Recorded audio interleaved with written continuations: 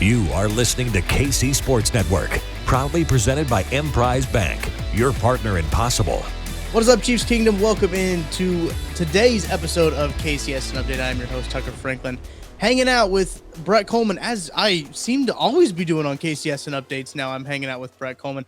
I've really enjoyed it. He's here to talk some NFL schedule release, talk about the games we already know are happening, the games that we're soon going to learn what's going to be going on. Brett, how are you doing? Have you recovered from the draft yet? Little by little. Yeah, we're getting there. I'm in Dynasty fantasy draft season, which is always, it goes to like the first week of June. So I'm cranking out a bunch of content for that. And then once we get to June, I get to relax and just make normal videos about cover 2 again. So I'm looking forward to it. Very exciting. I know that we've been in the content planning phase, at least with us at KC Sports Network, kind of gearing up for next year. Crazy, because it just doesn't stop. Got the NFL schedule release coming out. I believe that's 7 p.m. Tonight on Thursday night. They're going to have a show for it. The NFL has made quite the spectacle of this, Brett. What are your thoughts on just like the release show, and then just what teams have done? Mina Kimes did a really good piece. I don't know if you saw it. Adam Schefter tweeted it out. I saw it several different places, just about how like social teams have really taken this to a whole nother level. But what do you think about making such a big deal about the release of the schedule? It is extraordinarily secretive. And I say this as somebody, when I worked at NFL Network, once upon a time, God, I think 8 years ago was the last time I was there for a schedule release show. Oh, wow. Even back then, it was incredibly secretive. And everybody that was working on it, there was 3 people on the show who actually had the schedule leading up to, like, in terms of day of. They don't even get it till like the day of, right? It's like the executive producer, the line producer, and the guy who just builds the graphics, right? Yeah. Those are the only 3 people that are allowed to know what's going on.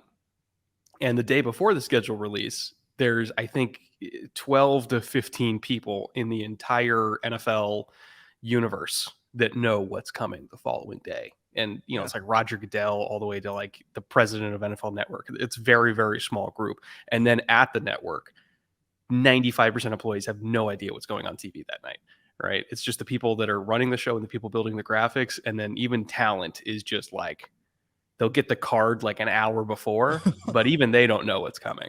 And so it's funny how like all these schedule leaks and everything that happened, like most of them aren't real, right? Because even people that work in the league don't know what it is. So it's very entertaining day full of tons of misinformation. And I can't wait to see what Twitter looks like. Do you remember a couple of years ago? It might have been last year or the year before. I can't remember. It was fairly recently. A Twitter account popped up, and it was NFL schedule leaks, as there always is. And the dude was just making stuff up. And at the end of like the schedule release, he was like, "Yeah, I made everything up, and you guys believe me." And amassed like tens of thousands of Twitter followers just because he was making everything up. He was like, "This was really a social experiment more than anything," because people are just fiends for NFL content. The NFL has geared it in such a way where like they want football content now. So this guy just made a Twitter account and started making everything up. And it's so funny how like the schedule release is one of the major events on the sports calendar every year. It's not even a game. It's not a draft. Like, it's a schedule release, and ESPN like shuts down for a day, right? Like that's the stranglehold that this sport has on America, that just people will take a day off work so that they can make travel plans. Like that's what we're talking about here. It's awesome. And in the NFL, as we saw, we're recording this Wednesday night. As we saw today on Wednesday, the NFL started doing their own leaks, right? They're announcing games before they announce the whole schedule. They're going to announce the big ones before they announce some other ones. But before we get into like what the NFL fully announced, I do want to kind of get your thoughts on the draft.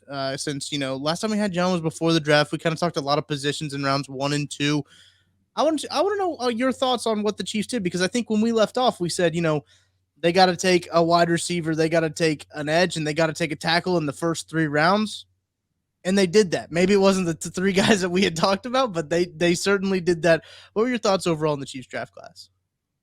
I guess overall I liked it. I felt like a couple of the picks were, again, according to my evaluations, right? Like I could be dead wrong on this. I'm not saying that I'm a better scout than Veach, right?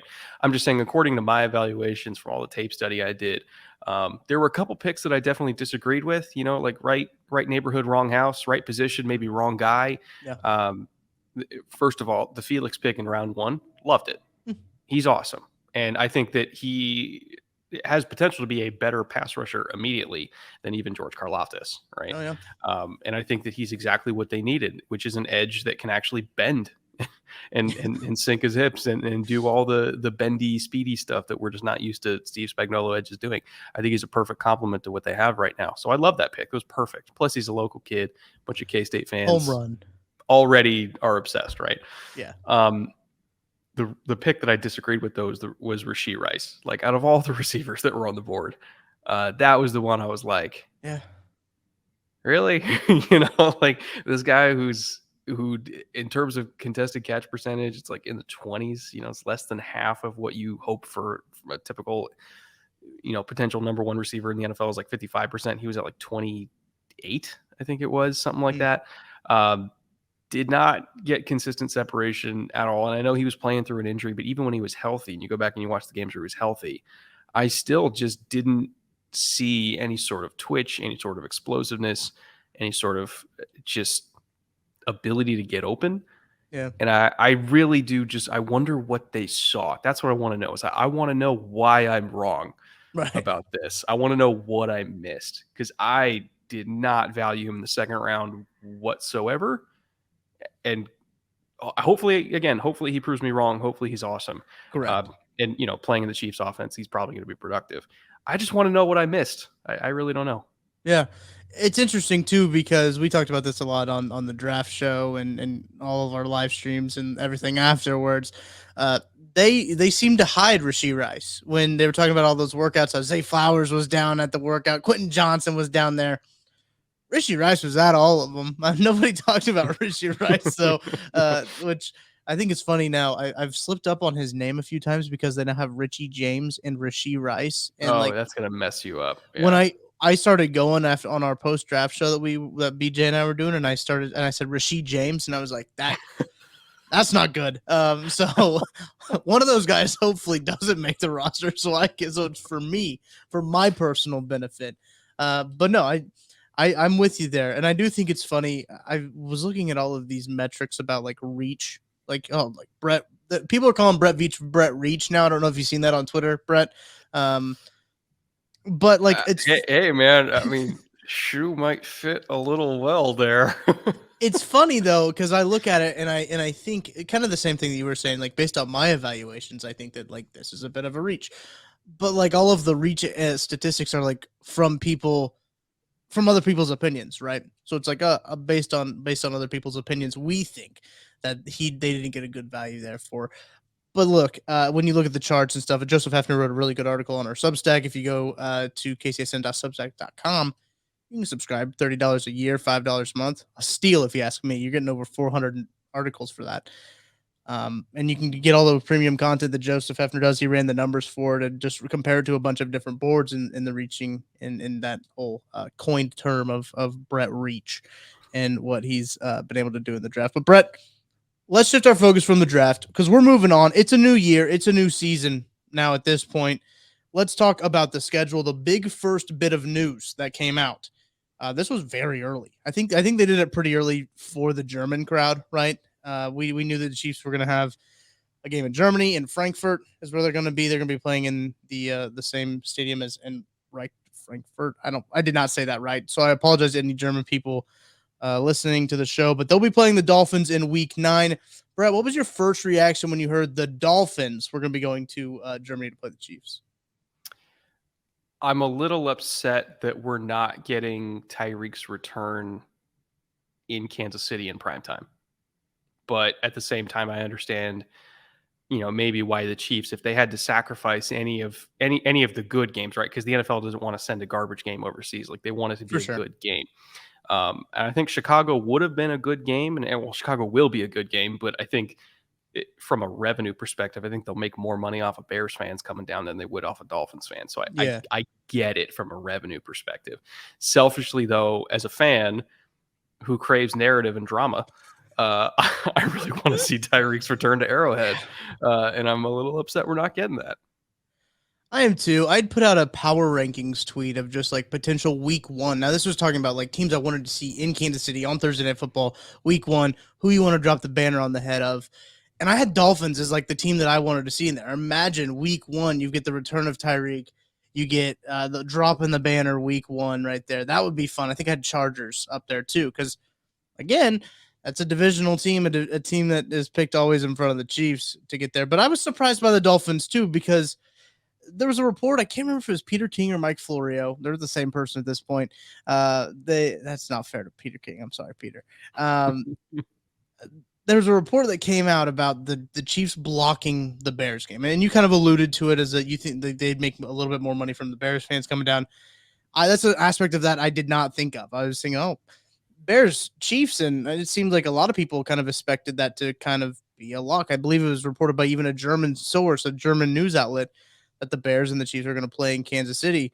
But I think that's really interesting that to keep the Bears in Kansas City, when to keep the Bears in Kansas City as opposed to playing them in Germany. And even so, do you know off the top of your head, can they only protect one of those games, or is it? I think it's only one. I think you can protect one, right? Okay. But the league, but they knew the league wasn't putting the Buffalo or Bengals games in right. Those country, are safe, right? So they don't have to protect those because NBC would throw a fit if those were put in Germany. Like, there's no way. That said, you mentioned the drop in the banner point. Yeah. Just because I'm a fan of football that is fueled by hatred, I want to see him drop the banner on the Eagles. I just, and I know Chiefs fans don't want to see that because they're going to see like the unholy manifestation of rage that is Jalen Hurts with a banner dropped on him. But God, that would be good TV. It would be so good. Can you imagine the hatred from Darius Slay just watching it fall? Oh my God. Has that ever happened before? Have they ever done a Super Bowl rematch the first game of the season? I think it was 10 years ago. Was it Ravens Niners? No, it was Broncos Ravens week one. I think that was the year that it was an AFC championship rematch, I think, week one. And it was like a contentious AFC championship or something like that. And then, oh no, you know what? I know what I'm thinking of. That was when the Broncos won, but then they had to reschedule it. And they had the Thursday season opener on the road in Baltimore. You remember that? I don't remember that. Because there was like a scheduling conflict in Denver, and they had to like. Did they schedule Beyonce? Oh no, that was the Ravens. They were on the road in Denver week one. That's right. Because there was, you know how the Orioles, they like share a parking lot or whatever. Yes. And the Orioles had a home game and they wouldn't move it. And so the Ravens had to play in 2013 after they won the Super Bowl in 2012, I think it was, when Joe Flacco went on that crazy run, right? Yeah. They had to do the season opener on the road as the Super Bowl champion. That's what it was. That's what I was trying to remember. I was like, that's the kind of last funky one I remember. Oh, that would be brutal for the Chiefs. I think the Royals would oblige. I'd like to think so too. I think Mahomes would make a call. He is part owner, so he can call his shot there. No, we were talking a lot about schedule leaks too, prior to the podcast, and even at the top of the show about how nobody really knows what's going on. Donna Kelsey hopped on her Facebook. This screenshot was going around. I think that Jason tweeted at Adam Schefter about it, about how the Chiefs were going to play the Bears in Germany, and then the Chiefs and Eagles are week 2. I pointed out Beyonce's coming to Kansas City Monday of week 2, I guess it would be. The September 18th, I believe it is. I'll be in attendance of Beyonce. It's going to be interesting how they maneuver that, because I also think the Royals have a home game that day. So you would suspect that altogether, not anymore. That's either off the table. That week's either off the table for a home game, or they're gonna move the Royals and play, because they're not gonna do 2 Thursday nights. But we'll get into that a little bit more after we get a quick break. We're gonna talk a little bit more Germany, because I think Germany is a really interesting location for the Chiefs and just football in general as a whole. What they got going on over there, and just kind of the expansion of the league, trying to expand the game out into these new places. So we'll get to that. We'll talk about the big matchup that was announced. The Chiefs, the Bengals. People wanted it I say people, the players of the Cincinnati Bengals wanted it week 1, but we're getting it in the very last week of the season. Will it even matter? Will the Chiefs have to rest their starters then? We'll have to find out. We'll get more right after this. Thanks for listening to KC Sports Network. Make sure you download our new app. Find it on the App Store or Google Play. Just search KC Sports Network. Entertain, educate, inform. KC Sports Network. Welcome back into KCS and Update. I'm Tucker Franklin, hanging out here with Brett Kollmann, talking some NFL schedule release and some of the leaks, rumors, just kind of talking about everything. But big thing, NFL schedule release. Brett, I want to get your thoughts on the Germany series that they're doing over in the NFL. I think it's something really cool that they did. I think Munich last year they had a game in. Chiefs are playing in Frankfurt this year. I think they've got 2 games in Germany this year, and the Chiefs already have rights to another game next year in Germany. So it seems like the Chiefs have a large footprint in Germany. They're trying to expand it. What are your thoughts on the league's kind of expansion into other territories like this? If I recall correctly, Germany, because each team has or each international area has a NFL team that's assigned to it, right? And I'm pretty sure the Chiefs are assigned to Germany, so that is their international market. So I'm not saying that it's going to be like the Jags where they play a game in Germany every single year, because I don't think that they want to give up that many home games at Arrowhead. But right, I do think that there will be frequent representation in Germany from the Chiefs, whether it's them hosting or them on the road. Quote unquote on the road. Right. And I think the NFL, anytime they can send the face of American sports overseas to generate even more interest in a very hot market that loves American football as it is, they're going to do it. Right. And I think they learned their lesson to a degree from Jacksonville, which is England loves American football. It's a ravenous market and everything like that. It probably would have grown faster if the team that we sent over every year wasn't the mid-2010s Jags, right? If we sent over the Tom Brady Patriots every year, it probably would have grown even more. So I think the Chiefs will be going over a lot, and this is not going to be the last chance to go see Mahomes in Frankfurt. It's really interesting, too, because the Chiefs have played in Mexico City before. They did have a London game. I can't remember what year it was. Did they play Mexico? I thought they moved that game to L.A. They did or was there another one? They moved the Rams one to L.A., but they had played, I believe, either the year prior or the year after in Mexico City. Gotcha. So they have played one game at Stadio Azteca is where it is in Mexico City, which I think it was Shakira that just tore up the turf is what happened, and they had to move it to the Coliseum. It's also a lot harder to play there because the altitude, right? Yes. I wouldn't want to play in Mexico City if I was a player, because I'd just be huffing and puffing the entire time. They just played a baseball series. I know there's a football show, but they just played a baseball series in Mexico City, and I saw a graphic comparing the altitude to you think that Colorado's a high altitude. This is twice the altitude of where Colorado Dinger's is. going 650 feet. Yeah, there were so many home runs in that game. In those 3 games that were played, it was unreal. But again, if you're going to grow the sport of baseball, I don't think you really have to try that hard in Mexico. To put Fernando Tatis down there, and it's probably a good idea to have him in high altitude. But no, it's really interesting just to kind of the expansion of the game. And right, I mean, putting Patrick Mahomes in front of a bunch of faces, there are going to be more than just German people there, because they can obviously travel to countries a lot easier than Americans can with just the close proximity of everything. Brett, are you going to go? Are you going to go to Germany? So I really wanted to go to the Germany games last year, but it's extremely hard to get tickets. There's a no botting policy in the EU, but apparently people just ignore that. And so bots bought them all up instantly and marked up the prices by 500%. It was exorbitantly expensive. Wow. So, if I go, I would be trying to talk to the NFL. It's hey, can we do a little bit of a I have an idea, guys. Press pass thing, here. Yeah. Maybe I can at least go to the England games, because those are a little bit more accessible by comparison. But for now, just because Germany has so many American football fans, the wait list for the game last year was 500,000 people. Oh yeah.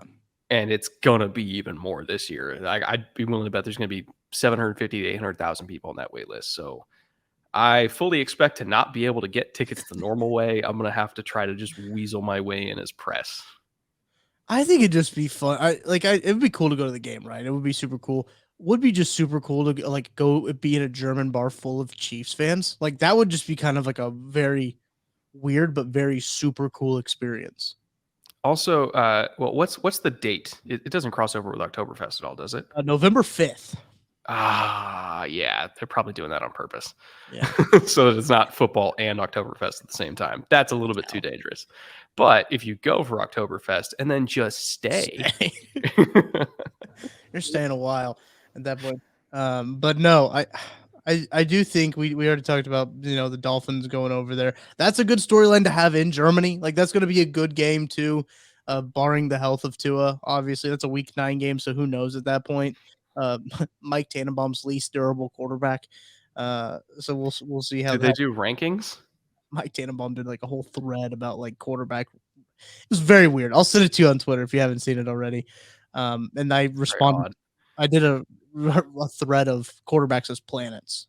Is what I responded. Some of my best work, honestly. Jared Lorenzen is Jupiter.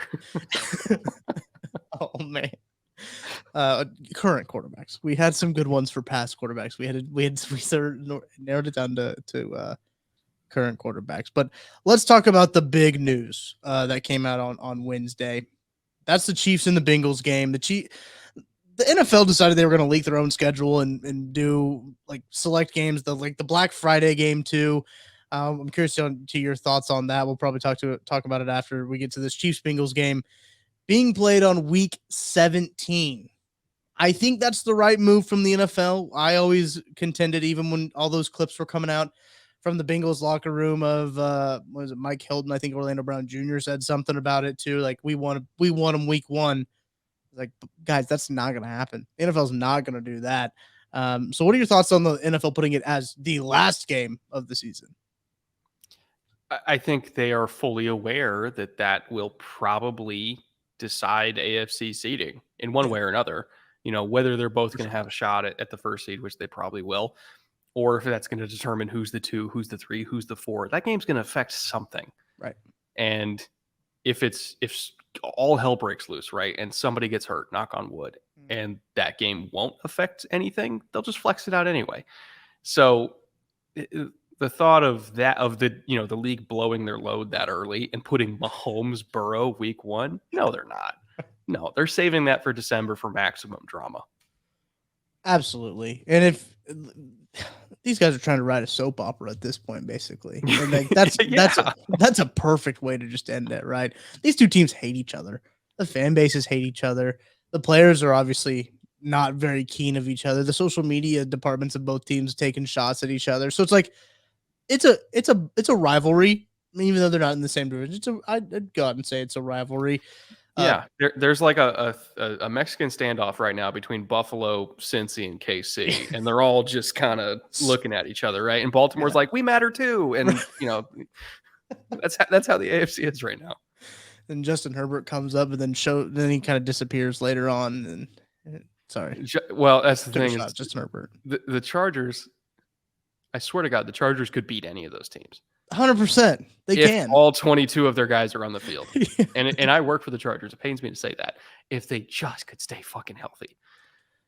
If they could just 1 year stay healthy, they would do it. I really believe that. But I'm in my early 30s in Southern California. I've never seen the Chargers stay healthy my entire life. You probably can't touch this subject that I'm about to talk about because of your employment. But have they done anything with the team doctor there? Has it been the same team doctor for like a while? Oh yeah. No, they changed. They changed a while ago. Okay. The thing is that like it's just freak stuff. Like I really think the Chargers could have beat the Chiefs last year, but like a freak, for sure. Torn bicep from Rashawn Slater and Keenan was banged up and Mike had the ankle and foot. Justin Herbert was playing with jello ribs. Mm-hmm. Like, Joey was hurt. Khalil was hurt. Like, it's insane. It's absolutely insane. And they were still in the playoffs, and they very easily could have won that playoff game if Michael Davis didn't get hurt. That was oddly the linchpin of the defense that they couldn't afford to lose. I swear to God, Tucker, if the Chargers and the Chiefs play each other in the first 4 weeks, and they're healthy. They weren't even healthy in week 2 last year when they played each other. Right. No, that's if right. they play in like September and they're healthy, whether it's Arrowhead or LA, the Chargers will win. They will. Now, if they play again in November, who knows if they're healthy? But if they just get them early, they can prove they can do it. Well, here's my thought process with that. We've seen the Chiefs and Chargers be an early game, seemingly since Mahomes and Herbert became what they are. So, is it a thought that it could be week 1? I know you already said that you want to see the Eagles. I think the Eagles would be a good story. That'd be good for drama. But week 1, that's going to be a pretty good matchup for week 1. It's elite quarterback matchups, right? Yeah. And that's what the league cares about, is just firework shows. And fair, the Chiefs are always going to put on a firework show, but they want to put a team that's going to at least hit them back. And the Chargers, for all their misfortune, they always hit the Chiefs back pretty well. Doesn't mean they always win the game, but they go blow for blow. And I think that's what the league wants, is they want a team that can actually go blow for blow with the Chiefs. The Chiefs have some interesting opponents. Their home schedule, we were talking about this before you hopped on. You said when you want to come back to Kansas City, there's some great games to catch a Chiefs game in Arrowhead. There will be some great atmospheres out there. But even their away games, I think are some good ones as well. Let's talk a little bit more about those. We're going to take another break. I know. Got to take another break. Then when we get back, we'll talk about some of the matchups that you are looking forward to the rest of the season. Here, Brett. Thanks for listening to KC Sports Network. Make sure you download our new app. Find it on the App Store or Google Play. Just search KC Sports Network. Entertain, educate, inform. KC Sports Network. Thanks for hanging out with us here at KCSN Update. I'm Tucker Franklin. I'm hanging out with Brett Kollmann. We're talking NFL schedule release. Now, Brett, this podcast will be old in 7 hours or so, 12 hours. So let's just unload the clip right now. Let's get all the takes out there that we want to do. You look at some of the matchups the Chiefs have. Obviously, Bills at home. Bengals, we said week 17. Bears, Lions, Eagles. Then they obviously have the Broncos, Raiders, and Chargers that they'll have at home. Which ones of those teams, if you're wanting to come to Kansas City and you're looking down, you're sitting down and you're saying, okay, I think this one is the one I'm going to go to? I probably would go with the Bengals game just because of the vitriol. Yeah. Right. And the passion and the hatred and the fact that these two teams can't stand each other and neither can the fans.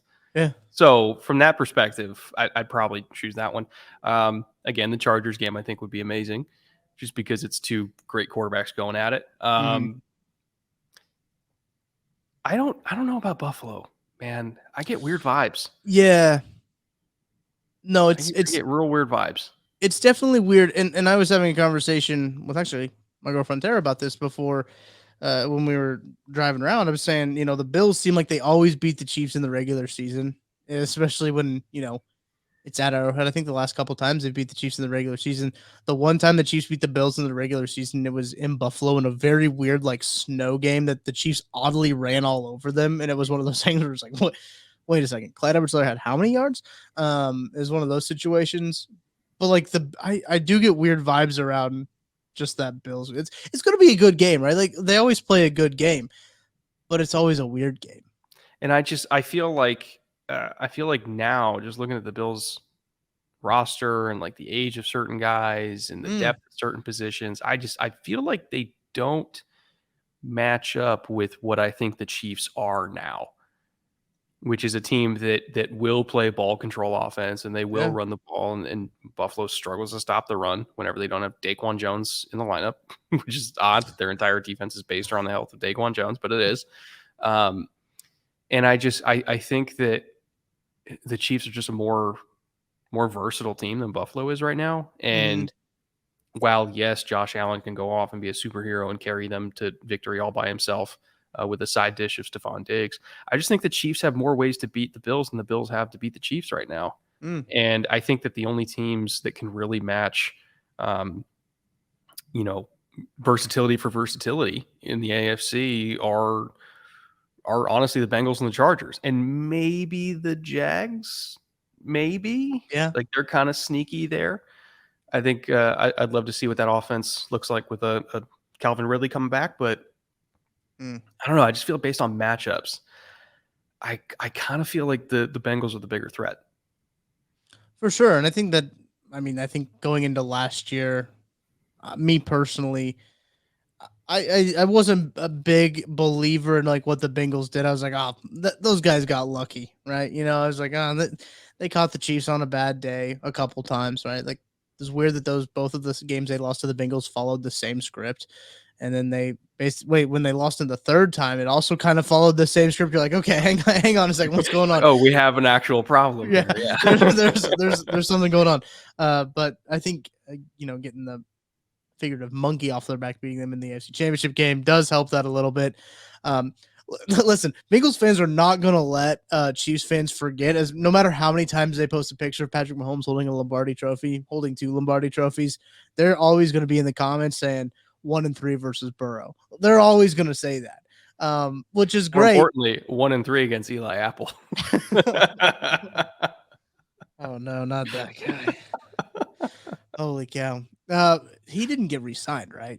I don't think so. I think he's still there. Hold on, let me look. Oh, you gotta check that out. I thought they had a secondary overhaul. I know that they had a couple of their guys leave, but oh yeah, you're right. It's Joby Awuzie and Cam Taylor-Britt are the starting corner. I don't know where Eli Apple is now, actually. Yeah, XFL, USFL. Had to play some fall league.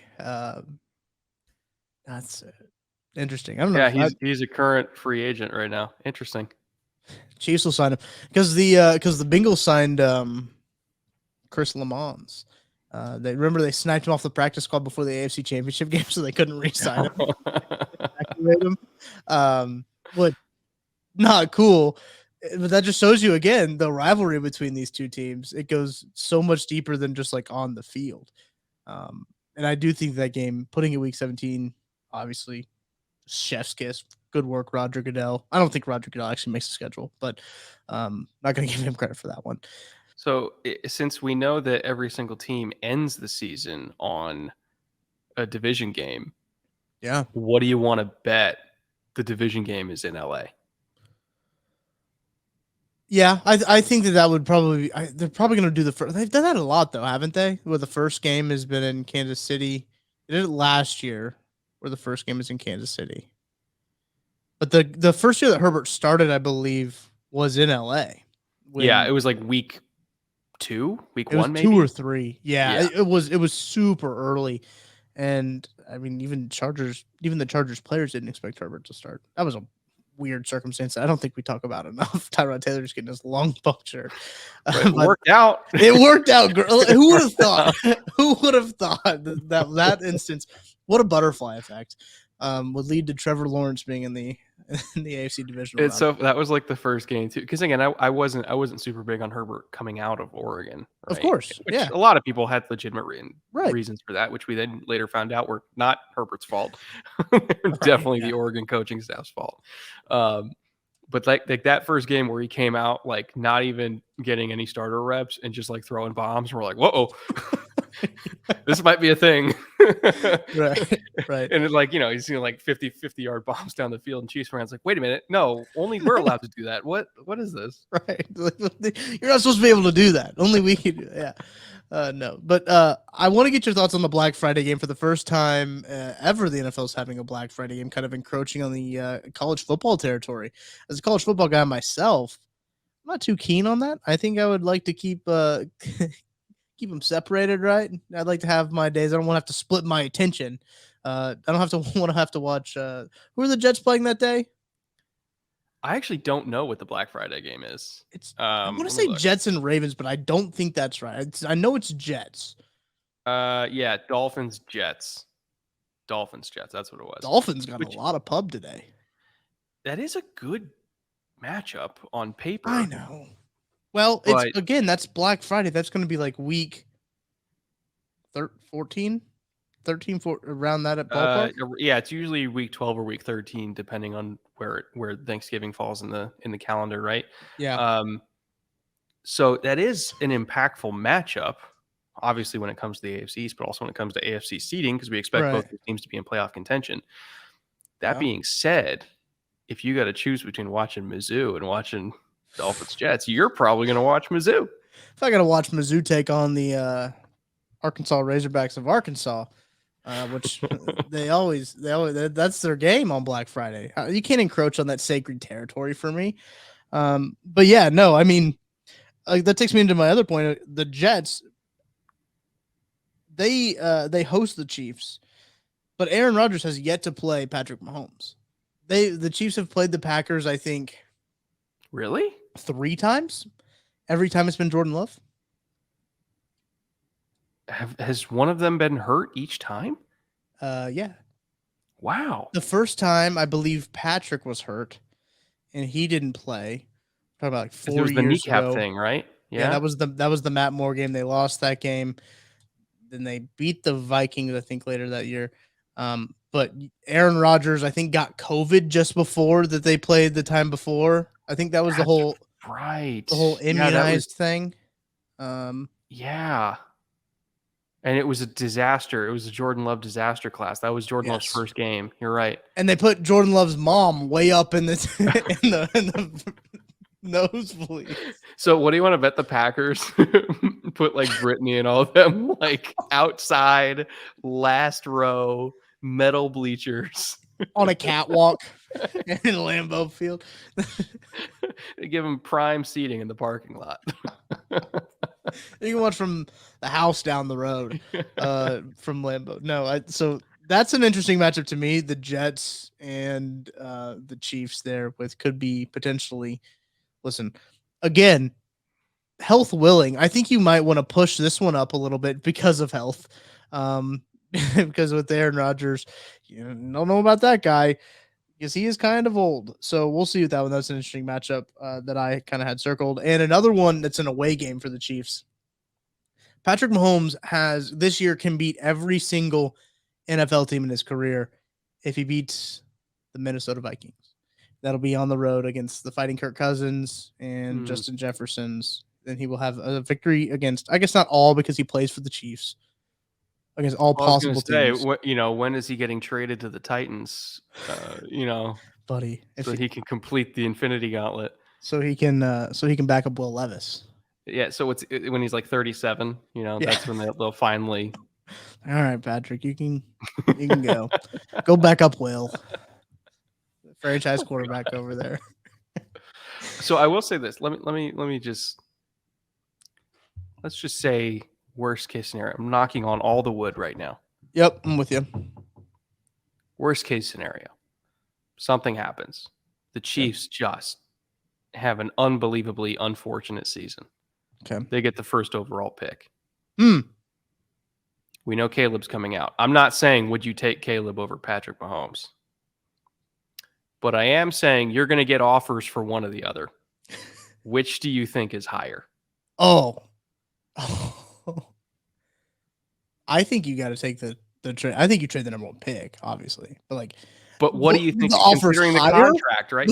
Considering the contract, that's the thing. Which one do you think gets more picks? I think probably Mahomes gets more picks. You would think. But that's a lot. That's $500 million. That's a lot of money that you have to write a check and put into an escrow account for an owner to do. I mean, that's tough. I mean, I think the Chiefs would obviously trade the first round pick. I'm not saying they would never trade Mahomes. I'm just curious what the difference in the offers would be. I don't think that the number 1 overall pick has been so. I don't want to say overvalued. Maybe I do want to say overvalued.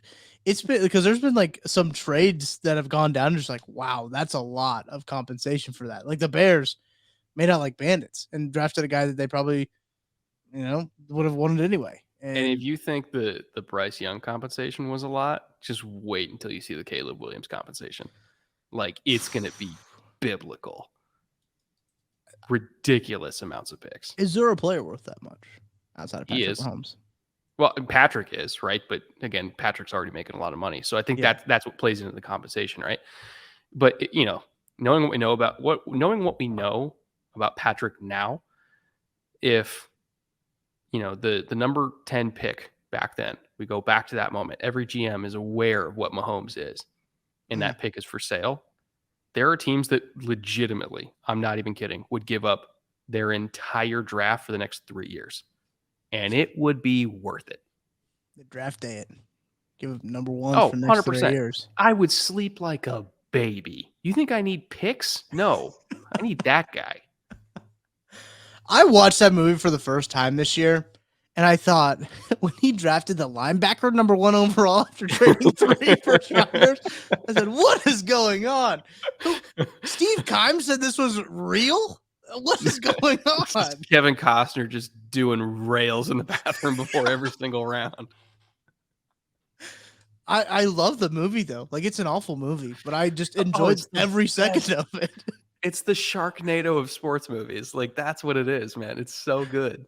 And then there's just a random love story intertwined in the middle of it. You're just like, what? For no reason. So out of place, but doesn't need to be there. Kevin Costner getting with, was it Jennifer Gardner, right? Yeah. Arian Foster's in it just cause. And it's like playing a college student. It's like, you are a 37-year-old man. Like, you are not a college kid. Oh my gosh. I'm going to go watch that movie right now just because I want to have a good laugh. No, it's, and they're like, wait, let me scout this kid now 12 hours before the draft. Oh, no one came to his birthday party? Get him out of here. I wish it was really like that. Apparently to Steve Keim, it really was like that. So, oh God. Yeah, man, I'm gonna keep my mouth shut on Steve Keim. That's fine. Yeah, no, we don't have to touch that one. We don't have to touch that one. Brett, I appreciate you joining me. We've really covered the whole gamut of what's going on in the NFL right now. What game overall are you most looking forward to before I let you go in this schedule release, just matchup wise? Eagles Chiefs, just because best team in the AFC, best team in the NFC. Round 2, let's do it. Not for all the marbles, but I think it could very well be a Super Bowl rematch preview, right? It's like, it's not a sequel, it's like a halfway sequel, right? Yeah. Lion King 1.5, yeah, it's like I like it. They had a heck of a draft. They had a good offseason. The Hurts deal is, I think, so good for the team and Jalen Hurts. I love it. I mean, I really do. It's hard for me to hate the Eagles too. Like, I actually like the Eagles as an organization. They gave us Andy Reid. It's hard to be upset about that. And the Eagles fans don't really hate the Chiefs either. Yeah. Because again, Andy, they all love Andy. Now they might hate referees and they might hate Juju, but I don't think they hate the Chiefs. They have every right to hate Juju, to be fair. The referees maybe not so much, but they do have every right to hate on Juju. I saw the Chiefs announce they're going to the White House like on June 5th. The first response was from like an Eagles fan that said, taking the referees with you too, or something like that. And I said, that's well played. Well played. But Brett, appreciate you taking some time out of your busy day, your busy schedule to hang out and talk some NFL schedule release for a little bit. So appreciate it. Appreciate everybody watching. Make sure to like and subscribe if you're watching the video on YouTube. Make sure to subscribe, follow along if you are listening to the audio platform on your favorite audio platform. We really do appreciate that. If you like the show, make sure to give us 5 stars and leave a rating if you want to tell us something that we do that we like. We really appreciate those kind words to keep us going in times like this. It's a little slow period, but listen, football is around the corner. We're going to have a schedule here pretty soon. So until then, we'll be back with more schedule breakdowns. You bet your bottom dollar that we're going to have the schedule release covered here at KCSN. So make sure you stay tuned. We'll be back again soon. I'll talk to you later. Thanks for watching this production of KC Sports Network, the fastest growing sports media network in Kansas City. Check out these videos that feature our team of more than 15 former players, insiders, and analysts bringing you the best Chiefs coverage you can find. Entertain, educate, inform. KC Sports Network.